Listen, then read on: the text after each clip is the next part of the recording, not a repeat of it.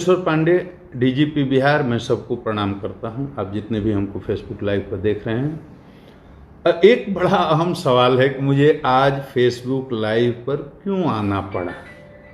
ये बहुत ही महत्वपूर्ण सवाल है। तो मैं इसके बारे में यही कहना चाहूँगा कि मैं इस बिहार प्रदेश का डीजीपी हूँ और डीजीपी होने के नाते यहाँ विधि व्यवस्था संधारण की पूरी जवाबदेही मेरी है। ये पुलिस की है। अपराध नियंत्रण का मामला हो या विधि व्यवस्था संधारण का मामला हो, ये प्राथमिक जिम्मेदारी पुलिस की होती है और उसी पुलिस बल का मैं मुखिया हूँ। तो प्रदेश में कहीं भी तनाव न हो, फसाद न हो, चाहे वो जातीय फसाद हो या सांप्रदायिक फसाद हो, ये मेरी जिम्मेदारी है। सरकार ने इसीलिए मुझे बनाया है और हर प्रदेश की डीजीपी की ये जिम्मेदारी होती है, केवल मेरी नहीं है। तो मैं इस जिम्मेदारी को निभाने के लिए, अपनी बात आप तक पहुंचाने के लिए, एक घटना की सच्चाई आपको बताने के लिए आज फेसबुक लाइव आया हूं, ताकि मेरी ये बात बिहार की 12 करोड़ जनता तक पहुंच जाए और उनको ये सच्चाई पता चल जाए कि गोपालगंज में रोहित हत्याकांड का संबंध किसी सांप्रदायिक मामला से नहीं है। मेरे फेसबुक लाइव पर आने का उद्देश्य किसी का नुकसान करना, किसी की भावना को आहत पहुंचाना, ये भी नहीं है।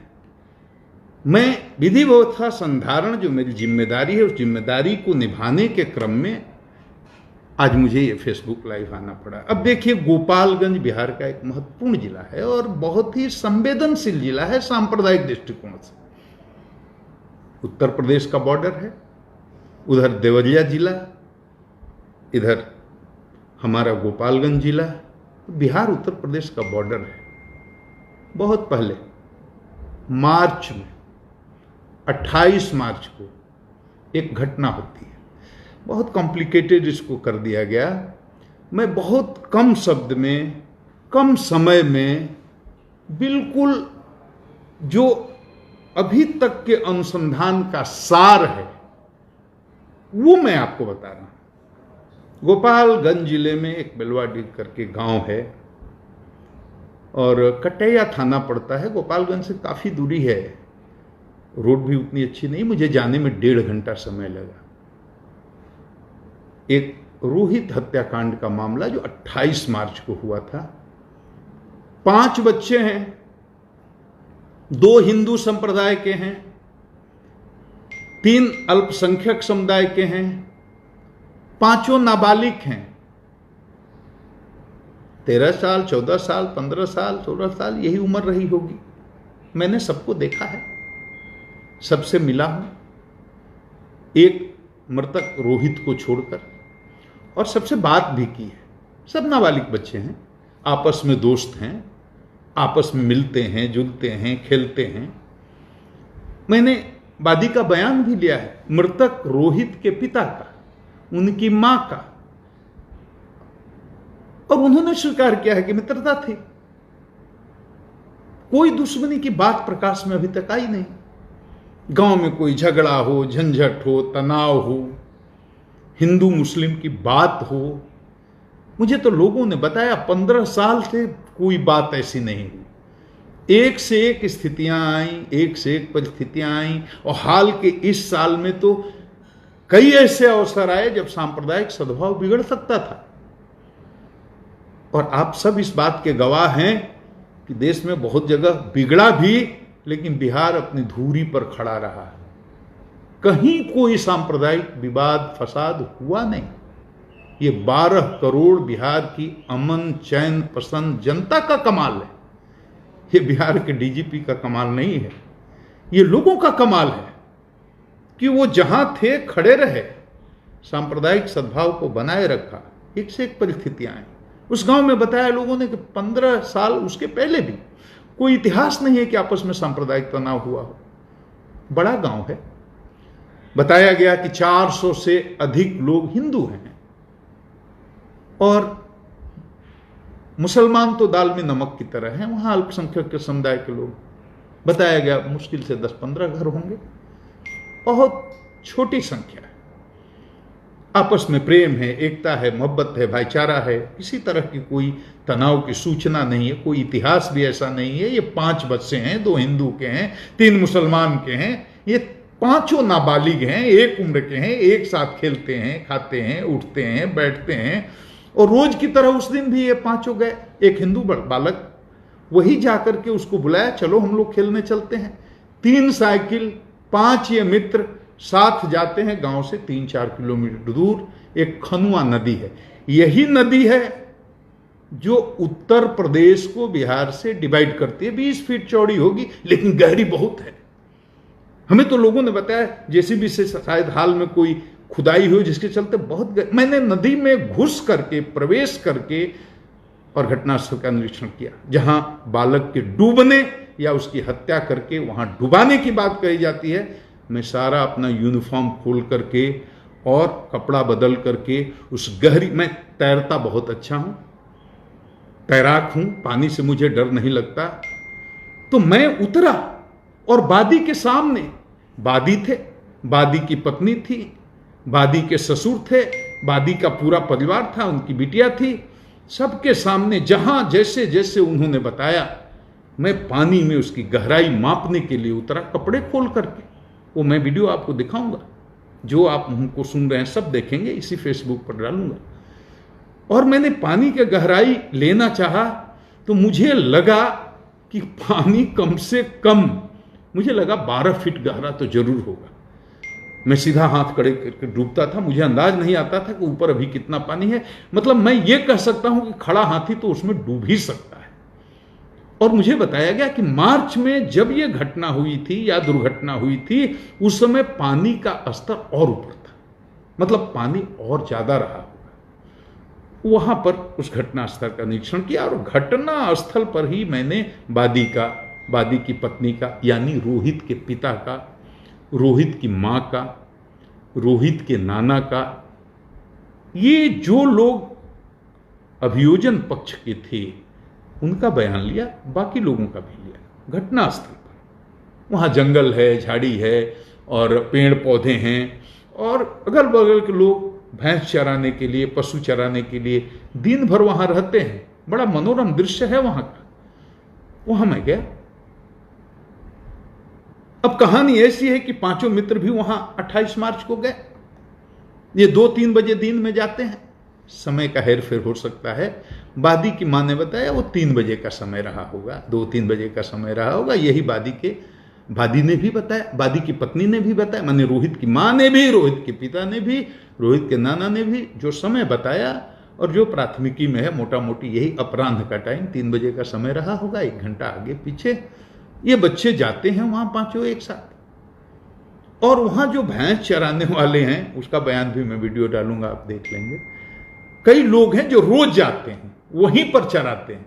उन लोगों का बयान है कि हमने देखा कि ये 5 बच्चे आए, एक साथ खेलने लगे, एक साथ नदी में नहाने के लिए गए। उसके बाद क्या हुआ ये उनको नहीं पता है। उनकी भैंस कहीं और चली गई तो उसके पीछे पीछे चले गए। मतलब 5 के अलावे कोई छठा नहीं था। ये उनकी बात से हमको लगा। तो अब ये बच्चे नहाने आते हैं।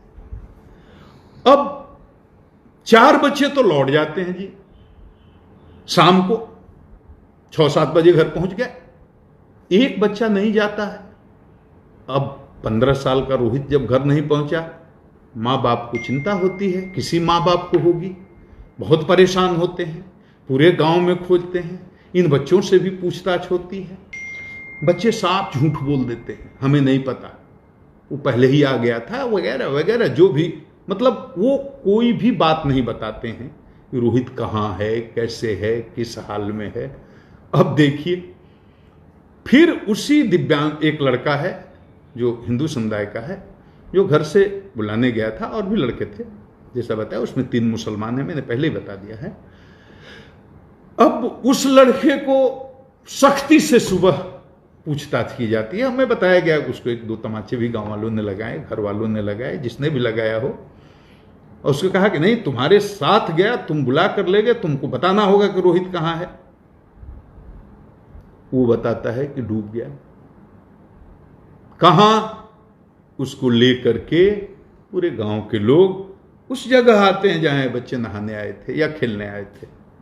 वो जगह बताता है, लाश निकाली जाती है।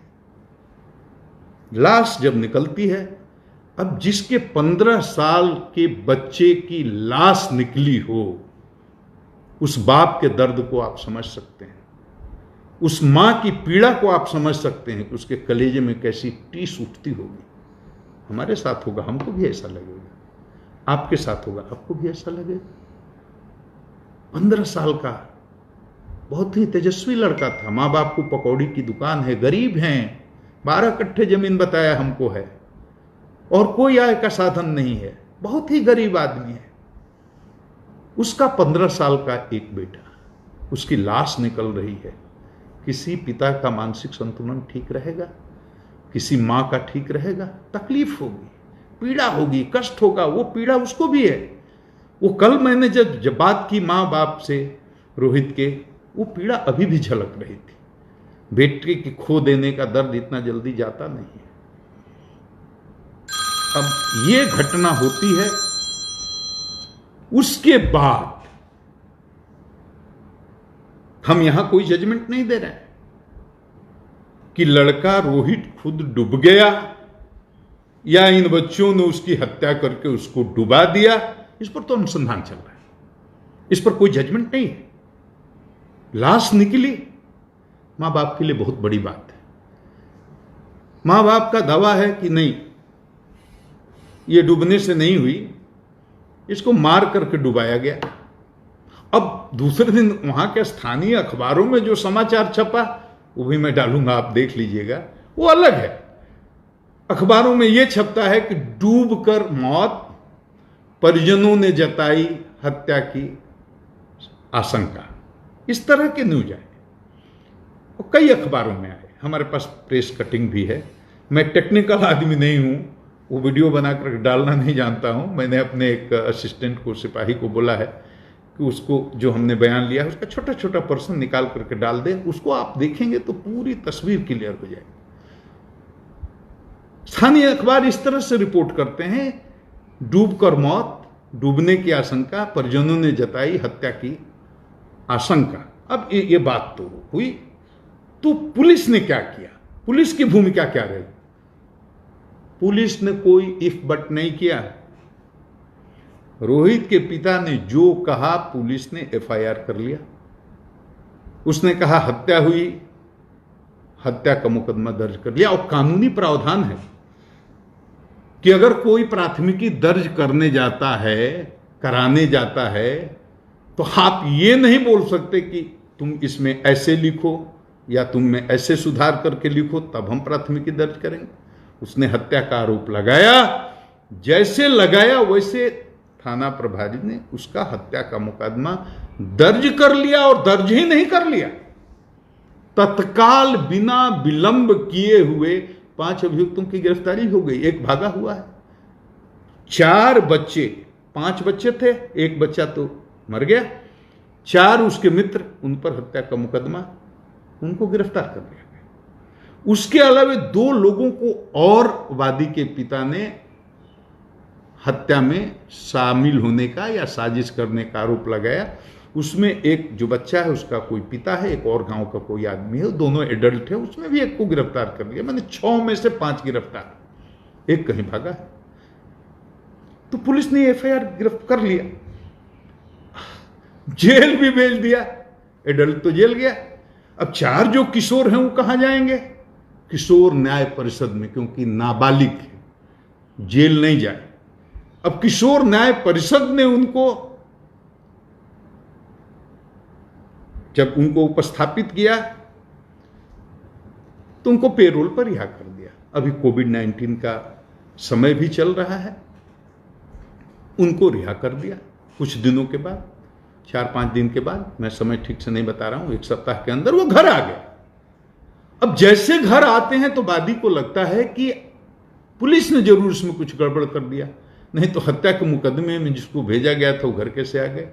यहाँ से उसकी हताशा शुरू होती है क्योंकि उसने अपना बेटा खोया है, उसकी निराशा शुरू होती है, पुलिस से शिकायतें शुरू होती हैं, पुलिस अनुसंधान में जाती है, उसकी गाड़ी के सामने लौटते हैं लोग, थाना प्रभारी पर आरोप लगाए जाते हैं, पुलिस को गालियां दी जाती हैं और तरह तरह की बातें शुरू होती हैं। कम्युनिकेशन गैप यहाँ से बनना शुरू होता है और वादी को लगता है कि पुलिस निश्चित रूप से इसमें सही अनुसंधान नहीं कर रही और पुलिस के सहयोग से ही ये बच्चे छूट करके आ गए।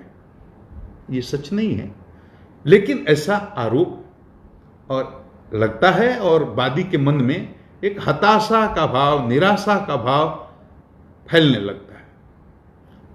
अनुसंधान चल रहा है, तब तक पोस्टमार्टम रिपोर्ट आ जाती है और डॉक्टर जो पोस्टमार्टम करके वो रिपोर्ट देते हैं, अशोक कुमार अकेला जी, उन्होंने बहुत विस्तार से मैंने इसका अध्ययन किया है। अंत में सिर्फ एक बात लिखते हैं कि ये मौत डूबने से हुई है। मैंने उनका बयान भी लिया है, मैं डालूंगा, आप देख लेंगे बाद में। आज ही मैं 5 बजे के आसपास एक वीडियो डालूंगा जिसमें महत्वपूर्ण बयान है। वो बहुत लंबा है, मैंने बहुत लोगों से पूछताछ की है, 50 लोगों से, हर तरह के लोग, वहाँ के स्थानीय लोग, घटनास्थल और उसके बाहर भी जो गांव के लोग हैं, जो वहाँ भैंस चराने लोग हैं, सारे स्वतंत्र विटनेसेज का मैंने बयान लिया है। एक भी ऐसे आदमी का मैंने बयान नहीं लिया है जो इधर से या उधर से कहीं से किसी तरह से उसकी निष्पक्षता में संदेह तो लिया है, लेकिन वो बहुत लंबा हो जाएगा, आपको बहुत परेशानी होगी, आप उतना नहीं देख पाएंगे। तो मैंने उसको एडिट करके छोटा छोटा अंश कुछ लोगों का बयान डाल दिया है जिससे आपको पूरी एक तस्वीर उभर करके सामने आ जाएगी। बच्चे छूट करके आते हैं, तो डॉक्टर साहब की पोस्टमार्टम रिपोर्ट आती है, वो कहते हैं डूबने से मौत। मैंने बात की डॉक्टर साहब से, वो कहते, हमने कहा कैसे आप कह सकते हैं कि डूबने से मौत होती है। अब टेक्निकल टर्म में जो उन्होंने हमको समझाया उस टर्म में हम आपको नहीं समझा पा रहे हैं, लेकिन उन्होंने कहा कि लंग्स स्पाउजी हो गया था, उसको काटा तो उसमें एयर बबल्स निकल रहे थे, फूल गया था, स्पॉन्जी हो गया था, एयर बबल्स निकल रहे थे। तो ऐसा केवल ड्राउनिंग के केस में डूबने के कारण ही होता है। ये आम आदमी की भाषा में आपको समझा रहा हूं। मैंने ये भी सवाल किया, डॉक्टर साहब आंख में थोड़ा खून या कान में, नाक में खून, इस तरह की बात भी बताई जा रही है। तो उन्होंने बताया डूबने के क्रम में आंख पर और नाक पर इतना प्रेशर पड़ता है कि निकलने के बाद वो नसों से खून निकल जाना या थोड़ा रिसाव हो जाना ये संभव है, लेकिन जब इनके यहाँ डेड बॉडी पोस्टमार्टम के लिए आई थी तो उस समय खून सूख गया था। डॉक्टर साहब ने यह भी बताया कि कहीं भी एक्सटर्नल इंजरी या माने शरीर के बाहरी हिस्से में या अंदर के किसी भी हिस्से में कोई उस बच्चे में इंजरी यानी जख्म नहीं पाया गया। मतलब किसी प्रकार के जख्म के कारण उसकी मृत्यु नहीं हुई है, न गले में किसी तरह का कोई ऐसा निशान या कुछ भी। तो ये डॉक्टर साहब का ओपिनियन, मैं अपनी तरफ से कुछ नहीं कर रहा। मैंने फिर एक दूसरे डॉक्टर साहब जो वही सदर हॉस्पिटल में पदस्थापित हैं, उनसे भी मैंने ओपिनियन ली, उनसे भी बात किया और उसका एसपी साहब ने भी बयान लिया था, उस वीडियो को मैं डाल दूंगा। उनका भी ओपिनियन था कि ये मृत्यु डूबने से हुई है। लेकिन हम यहाँ केवल इससे संतुष्ट नहीं है, हम अनुसंधान को क्लोज नहीं कर रहे हैं। हम ये मान कर चल रहे हैं कि यह हत्या का मामला भी हो सकता है और डूब करके मरने का मामला भी हो सकता है। अनुसंधान पूरा खुला है, लेकिन हमने जो वहां बयान लिया लड़के की मां का, लड़के के बाप का, लड़के के नाना का, जो भी अभियोजन की तरफ से गवाही दे सकते, किसी आदमी, पहली बात तो यह कि इसमें से कोई भी घटना का चश्मदीद गवाह नहीं है, आई विटनेस नहीं है, नंबर 1। दूसरा, परिस्थिति जन्य साक्ष्य होता है। इसमें से कोई भी आदमी ये बताने में सक्षम नहीं है कि इन बच्चों में आपस की किसी प्रकार की कोई दुश्मनी थी, कोई विवाद था, कोई तनाव था। माने हत्या में मोटिव खोजा जाता है अनुसंधान में। हत्या हुई तो कोई कारण होगा, यहीं से अनुसंधान की शुरुआत होती है पुलिस में। हत्या ऐसे नहीं होती। हत्या के पीछे कारण प्रॉपर्टी का विवाद हो सकता है, पुरानी दुश्मनी होती है, कोई सेक्स का स्कैंडल का मामला हो सकता है, कोई ईर्ष्या हो सकती है, राजनीतिक प्रतिद्वंद्विता हो सकती है, कोई न कोई कारण होता है, मोटिव होता है। उस कारण को पुलिस अभी तक उस मोटिव को नहीं खोज पाई, और उस मोटिव को खोजने में हम वादी की सहायता चाहते हैं, वादी की पत्नी की सहायता चाहते हैं, अभियोजन पक्ष के सारे गवाहों की हम सहायता चाहते हैं कि हमको मोटिव बताएं, तो वहां से हम अपनी शुरुआत करें। हमें नहीं मिल रहा है। हम तमाम दर्शकों से भी अनुरोध करते हैं कि हत्या, ये मामला अगर हत्या का है तो हत्या का मामला साबित करने के लिए कुछ साक्ष्य जुटाने में आप हमारा सहयोग करें। अगर आपको कहीं से किसी तरह का कोई साक्ष्य मिलता है तो आप हमारा सहयोग करें, क्योंकि हम बहुत ही गहराई में इसका अनुसंधान करवा रहे हैं। सीआईडी भी इसमें लगी हुई है। हम चाहते हत्या करके कोई निकल जाए, हत्या को कोई करके बच जाए, ये हम बर्दाश्त नहीं करेंगे। हत्यारा कोई मेरा रिश्तेदार तो नहीं है, और रिश्तेदार भी होता तो हम नहीं छोड़ते। तो हम इस बिंदु पर साक्ष्य जुटा रहे हैं कि अगर हत्या है तो हत्या क्यों हुई, और इन 4 बच्चों ने जो उस 5वें बच्चे के मित्र थे, इन पर हत्या का आरोप लगाया गया है। तो ये हत्या क्यों करेंगे? वहां ऐसी क्या परिस्थिति आ गई कि 1 घंटा पहले मित्रता है और साथ में खेलने के लिए आ रहे हैं, और 1 घंटा के बाद ये बच्चों में कौन सी ऐसी बात आ गई कि इतनी दुश्मनी फैल गई कि उन्होंने हत्या करने की सोच ली, और सब एक उम्र के नाबालिग बच्चे। हम इस पर साक्ष्य जुटाने की कोशिश कर रहे हैं, हम उस कारणों को ढूंढने की कोशिश कर रहे हैं। आप भी हमारा सहयोग करिए। सब कुछ ठीक था। 1 महीने के बाद माहौल बदल गया। कहीं से किसी ने न्यूज चला दिया, वो पता नहीं किसी धार्मिक स्थान पर बलि की बात कह दी। उसके बाद रोहित के पिता का अलग अलग लोगों को अलग अलग तरह का बयान देने का मामला आ गया। कहीं वो बोल रहे हैं कि ये किसी धार्मिक स्थल पर उसकी बलि दे दी गई। उसकी माँ, उसके नाना बोल रहे हैं कोई मौलवी ने उनको पानी छिड़कता था। ये सब जो बातें बोल रही हैं, तो मस्जिद की बात कि मस्जिद में बलि दी गई। मैं एक ही विनम्र प्रार्थना करता हूँ, सीधी सी बात, एक लाइन में आप समझिए, गांव में कोई मस्जिद है ही नहीं, गांव में कोई नमाज पढ़ाने वाला मौलवी है ही नहीं। मौलवी पानी छींटता था, कोई मौलवी ही नहीं है। ये तो नमाज पढ़ने दूसरे गांव में जाते हैं, हमको बताया गया। हाँ, 2-3 साल पहले ये मस्जिद एक आधा कट्ठा जमीन में बनाने की कोशिश कर रहे थे। उसकी नींव भर पड़ी है, एक जगह 7 फीट की दीवार भी उठाई गई है ऊंची, लेकिन पैसा नहीं होने से या जिस कारण से वो काम पूरा नहीं हुआ, इन लोगों ने छोड़ दिया। वो 2-3 साल से वैसे ही मस्जिद नहीं बनी है, मस्जिद नहीं है। मैं फिर से रिपीट करता हूं, गांव में मस्जिद नहीं है, न नमाज पढ़ाने वाला कोई मौलवी है। और फिर मैंने बहुत लोगों से बयान लिया, गांव के लोग, निष्पक्ष लोग, और जिसका बयान लिया सारे एक बहुसंख्यक संप्रदाय के लोग, मैंने हिंदू लोग थे। एक एक से पूछा और सबने एक स्वर से कहा कि इसमें कोई सांप्रदायिक मामला ही नहीं है, इसमें कोई मस्जिद मंदिर वाली बात ही नहीं है, ये सब बेकार बात है। ये अफवाह कहां से फैली, कैसे फैली, क्यों फैली, ये हम लोग नहीं जानते हैं। स्थानीय स्तर पर किसी तरह का कोई न सांप्रदायिक तनाव है, न था, न कोई ऐसा मामला है। सारे पत्रकार भी वहां लोकल जो वहां के रहने वाले, गोपालगंज के नहीं, कटैया के, जहां की घटना है, वो पता नहीं, मैंने किसी को बताया नहीं था। मैं बिल्कुल अकेला अपने एसपी डीआईजी को लेकर गया था, लेकिन सूचना और गाड़ियों का काफिला देकर उनको पता चल गया होगा। तो 10-12 पत्रकार गए, एक एक आदमी से पूछा, सबने कहा सर हम लोगों ने कभी रिपोर्टिंग ही नहीं की इस तरह की बात की कि कोई सांप्रदायिक मामला है। टोटल बिल्कुल निराधार है। अब कहाँ से किसने ये फैला दी, और जिसके चलते इतना भीषण सांप्रदायिक तनाव की स्थिति उत्पन्न हो गई, तो ये बहुत ही गंभीर मामला है। और चूंकि हमें अपने प्रदेश को बचाना है, हमें सांप्रदायिक सौहार्द बना करके रखना है, और ये अफवाह फैलते फैलते दूर दूर तक गांव में ना फैल जाए, क्योंकि गांव में बहुत लोग हैं जो बहुत शिक्षित नहीं हैं, और वो सुनी सुनाई बात पर विश्वास कर लेते हैं। और अगर उन्होंने इस बात पर विश्वास कर लिया तो बड़ा अनर्थ हो सकता है।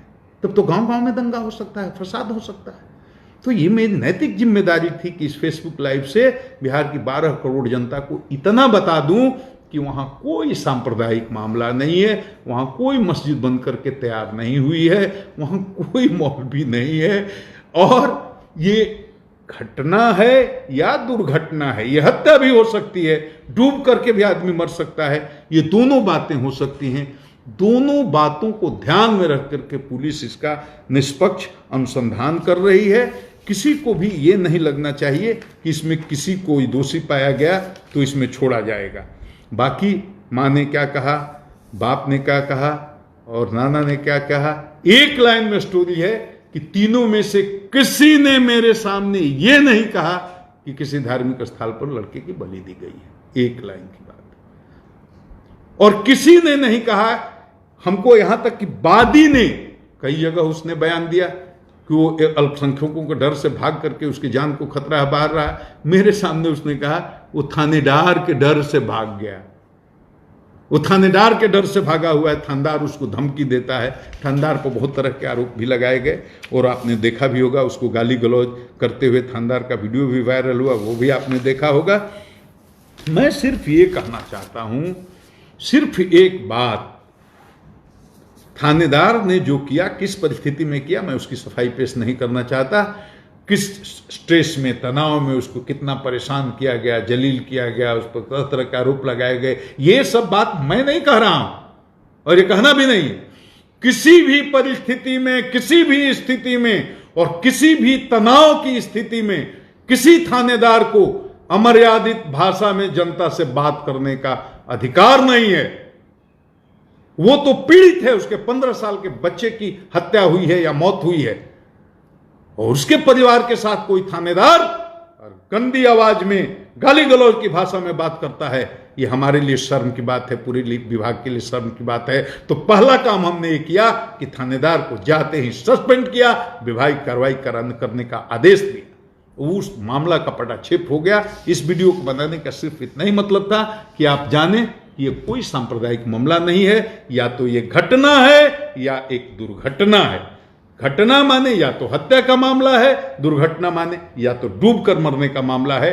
हम इसको अभी हत्या का मामला ही मान करके वादी के हिसाब से उसके लिए साक्ष्य जुटाने की कोशिश कर रहे हैं। आप भी साक्ष्य जुटाने में हमारी मदद कीजिए।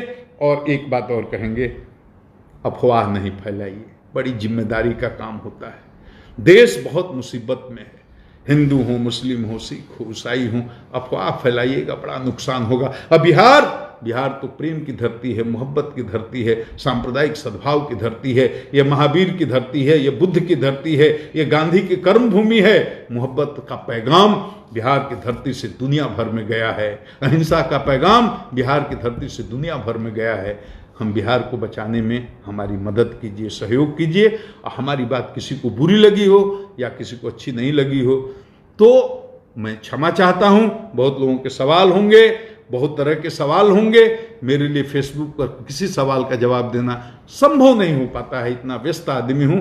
मैंने स्थिति स्पष्ट कर दी कि केस घटना हुई है, 15 साल का एक बच्चा हमने खोया है, वो हमारा ही बेटा था। लेकिन अब वो हत्या का मामला है या डूब करके मरने का मामला है, हम उस पर साक्ष्य का कि जुटा रहे हैं, अनुसंधान जारी है और एकदम निष्पक्ष न्याय होगा।